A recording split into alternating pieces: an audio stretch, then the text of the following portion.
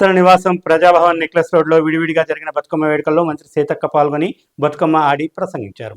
వరంగల్ శివనగర్లోని రామాలయంలో బతుకమ్మ వేడుకల్లో మంత్రి కొండా సురేఖ పాల్గొని బతుకమ్మ ఆడారు.